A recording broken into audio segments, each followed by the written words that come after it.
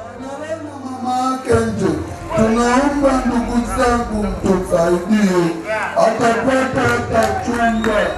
Hicho ndio nilichokuja kuongea.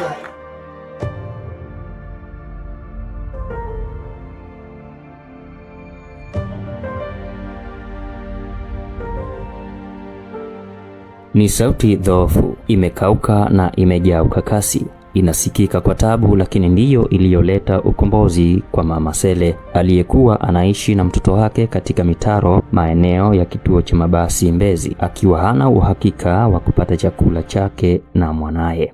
Hii ni sauti ya shujaa, kijana mpiga debe kwa jina ni Naphtal Festo. Ilikuwa maadhimisho ya siku ya kimataifa ya mtoto anayeishi na kufanya kazi mtaani yaliyofanyika Aprili 12, 2026 katika kituo cha mabasi Mbezi. Festo pamoja na vijana wenzake ambao wanafanya kazi ya kupiga debe katika eneo hilo waliitwa mbele ya umati na mkuu wa wilaya ya Ubungo Albert Msando kutoa ushuhuda wa namna wanavyosaidia wanawake na watoto kutokufanyiwa ukatili na uonevu katika eneo la Mbezi. Ndipo Festo akaomba kusaidiwa Mama Sele. Waziri wa Maendeleo ya Jamii, Jinsia, Wanawake na Makundi Maalum, Mheshimiwa Dr. Dorothy Gwajima akapokea ombi hilo kwa haraka na kuratibu utekelezaji wake. Mama Sele njoo. Mheshimiwa mbunge amesema atakachofanya.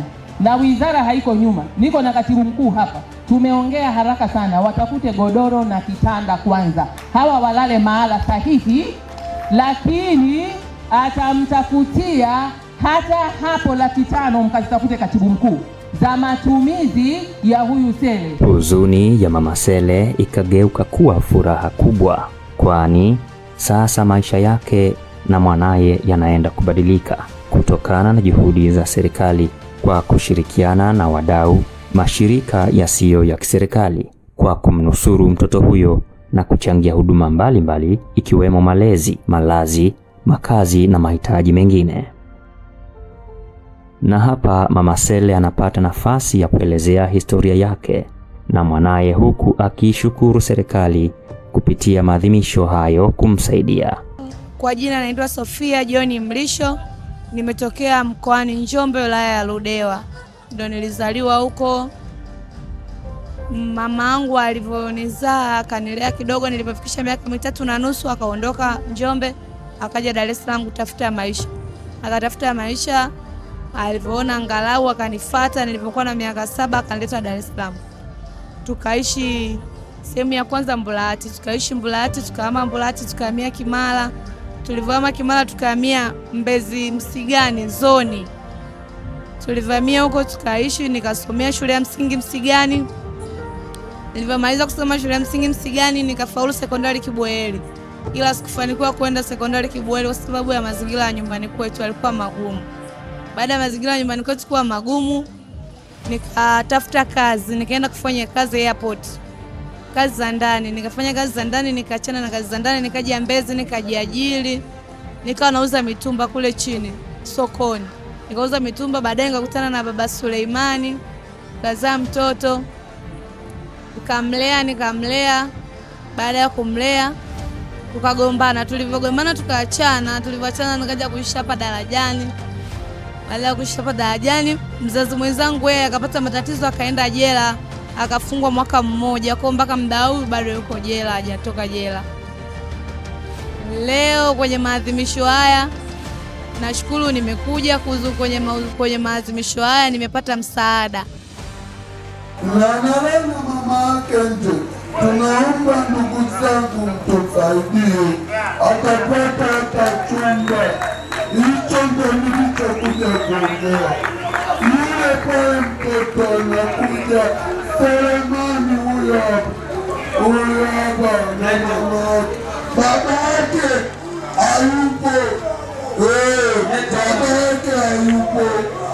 Yuko mama na mtoto. Mimi naomba mtoto wetu. Kwa habari ya Selemani wetu, sema Selemani wetu. Niseme nisiseme. Jua la baraka limezuka kwa Selemani wetu.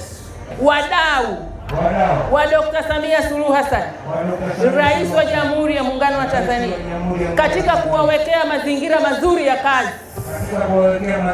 Wameleta jua la neema kwa selemani wetu. Selemani wetu anapata milioni 1 kutoka kwa SOS. SOS njoo useme mwenyewe. Umeniambiaje kwa habari ya selemani wetu? Asante sana ndugu mheshimiwa.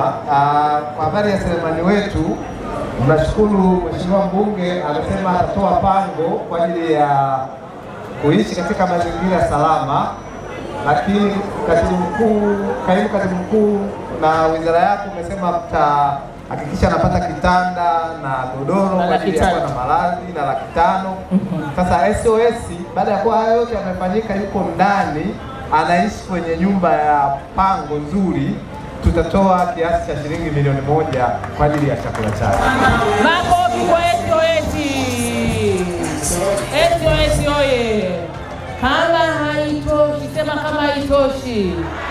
Selemani wetu, nani kama Selemani?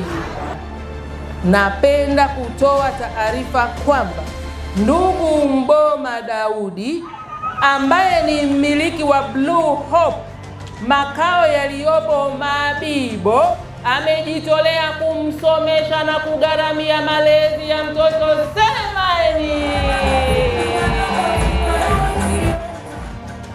Asante. Kwa nawashukuru wadada wenzangu na washauri waliozaa, waliotelekezwa, wajitokeza kwenye serikali. Serikali yetu inaweza. Serikali imenisaidia mahali pa kulala, inanilipia kodi na kumlea mtoto wangu pamoja na kumsomesha. Kwa naishukuru sana serikali ya Jamhuri ya Muungano wa Tanzania.